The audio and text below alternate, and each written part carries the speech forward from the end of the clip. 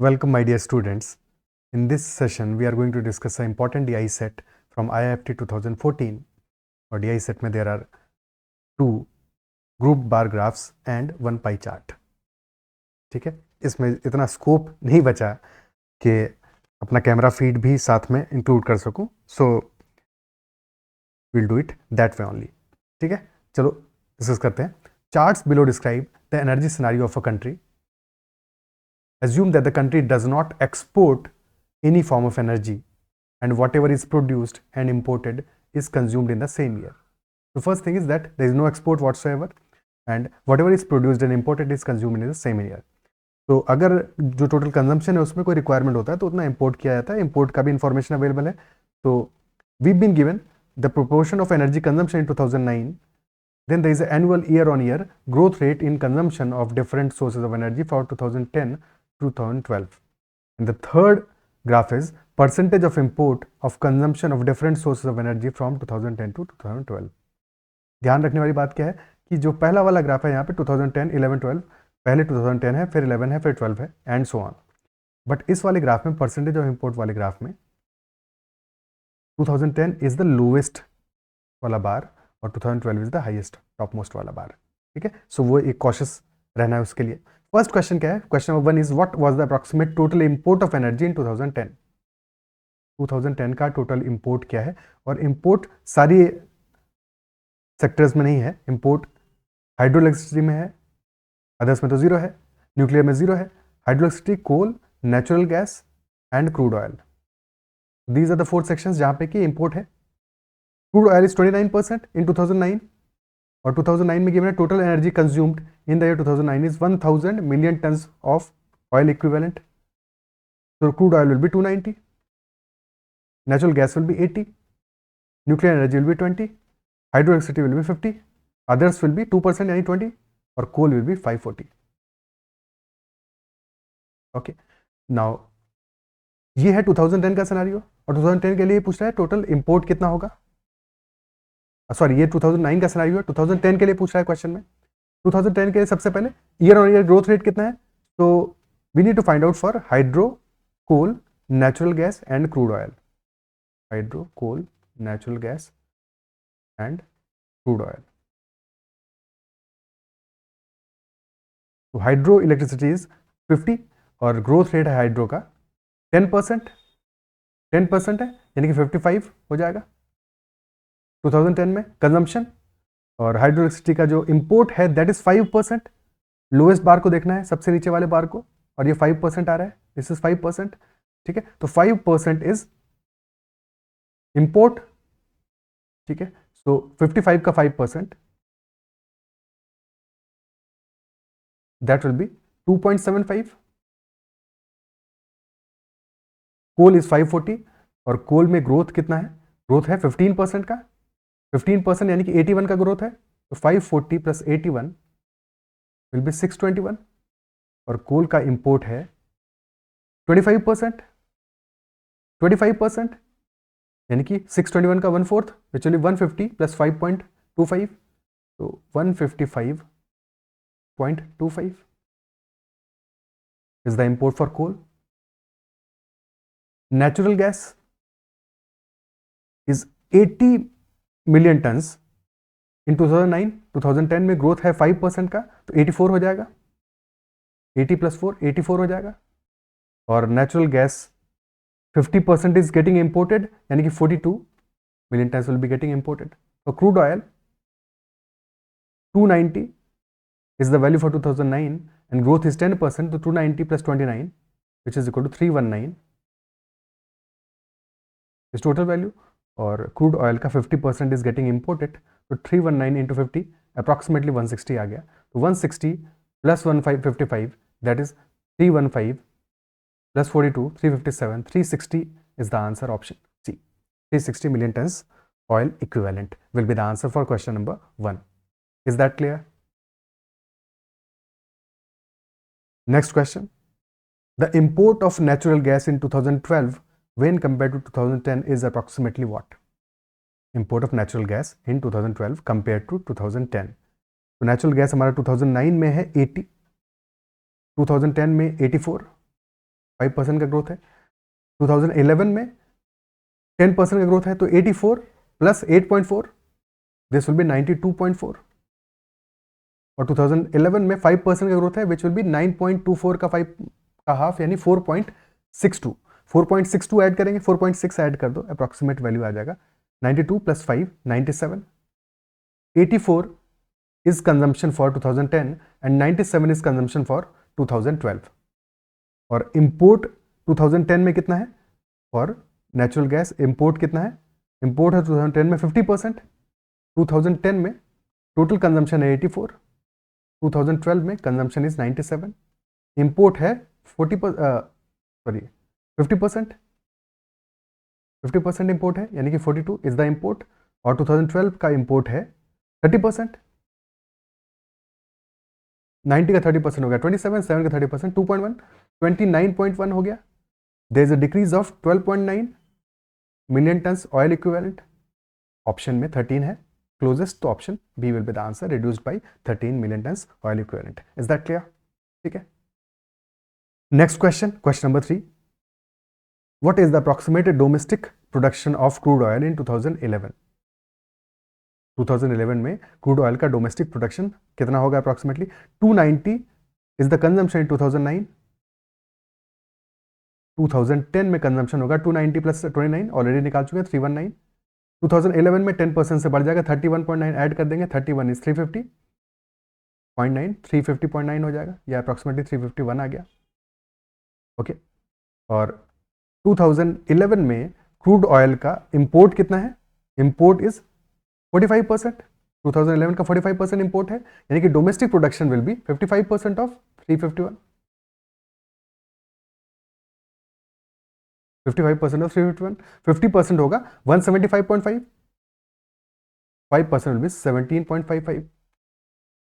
तो exact value निकाली नहीं है यहाँ पे, 190 आंसर आ जाएगा clearly option B, but exact value आएगी 193.05।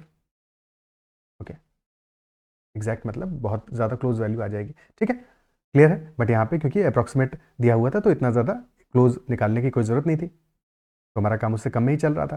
क्वेश्चन नंबर 4, अगर सेशन पसंद आ रहा है तो उसको लाइक ज़रूर करना है, और अगर अब तक चैनल को सब्सक्राइब नहीं किया है तो ज़रूर कर लेना। Okay, next question, question number 4 is saying what is the approximate proportion of coal in the domestic consumption of energy in 2012? Approximate proportion of coal in domestic consumption of energy in 2012। अब सारी values बहुत close हैं, 52%, 54%, 58% and 56%। We know that कोल का proportion in energy consumption in 2009 was 54%, 54% था।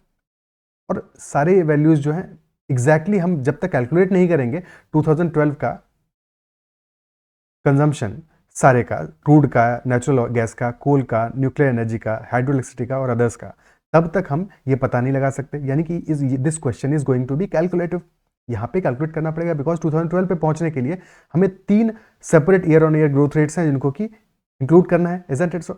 तो crude oil की बात करते हैं कैलकुलेट। क्रूड ऑयल 290 था हमारा 2009 में, natural gas 80, nuclear energy 20, hydroelectricity 50, others 20 और कोल 540। क्रूड ऑयल और ऑप्शंस,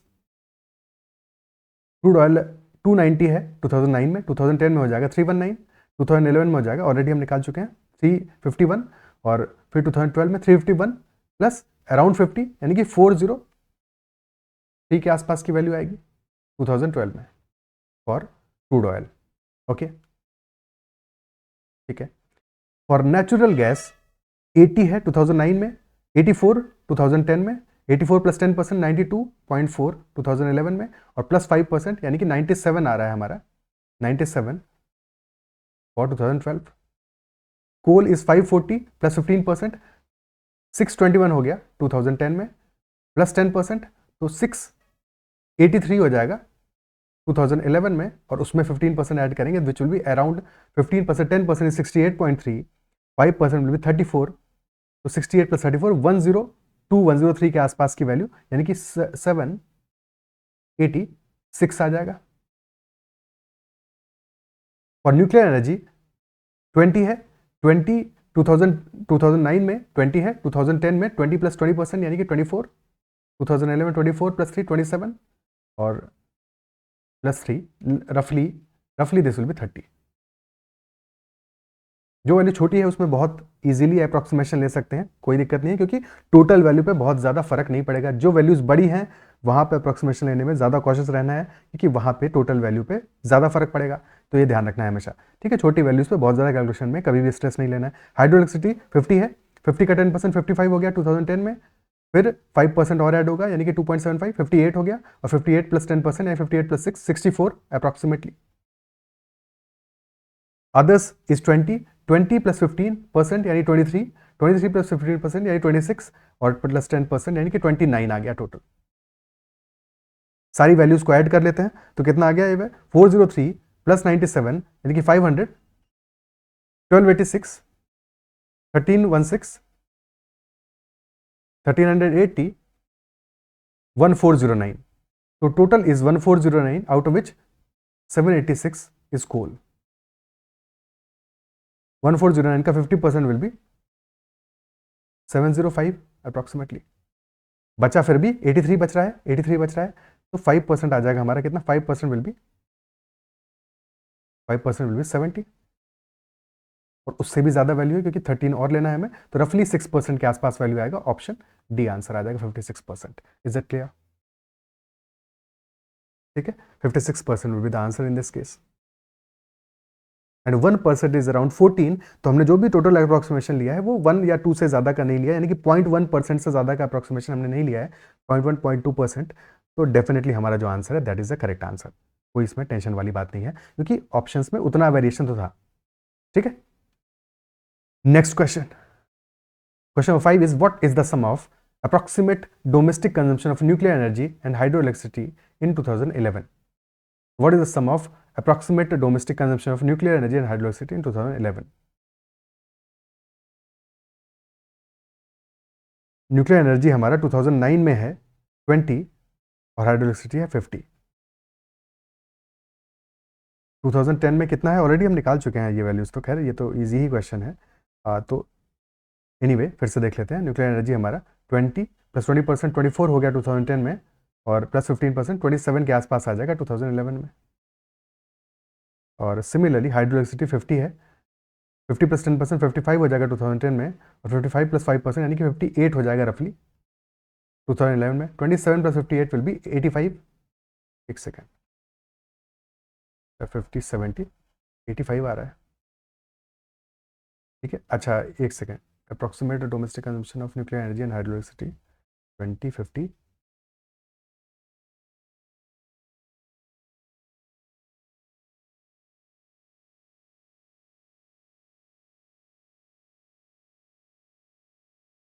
क्या गड़बड़ हो रहा है यहाँ पे?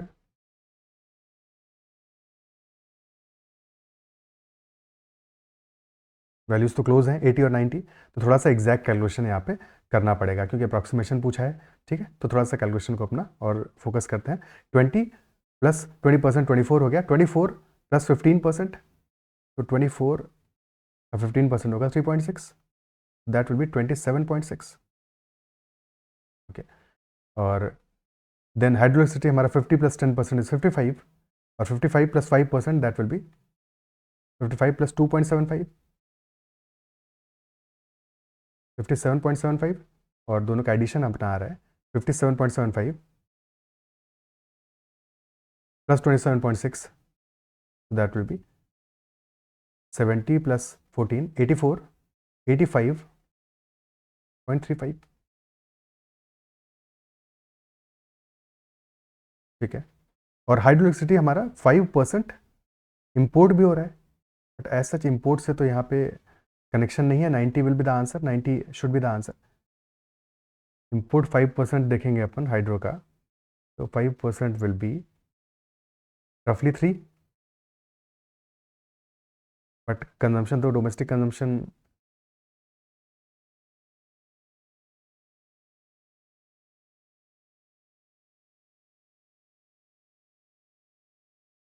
एज सच तो फर्क नहीं पड़ना चाहिए।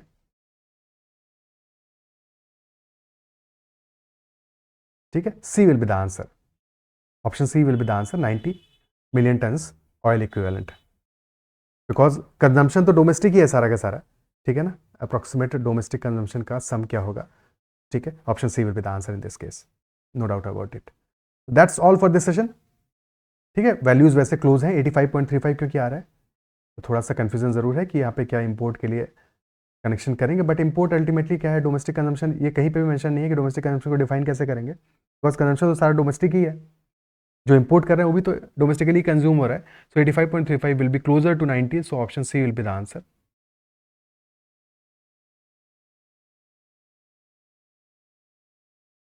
That's all for this session. और इफ अगर सेशन पसंद आया है तो इस सेशन को लाइक ज़रूर करना है, अगर अब तक चैनल को सब्सक्राइब नहीं किया तो ज़रूर कर लेना, and you can also connect with me on Telegram at ADITYAKT. You can join the Telegram group, that is CATZAT MBA. Bye bye, take care.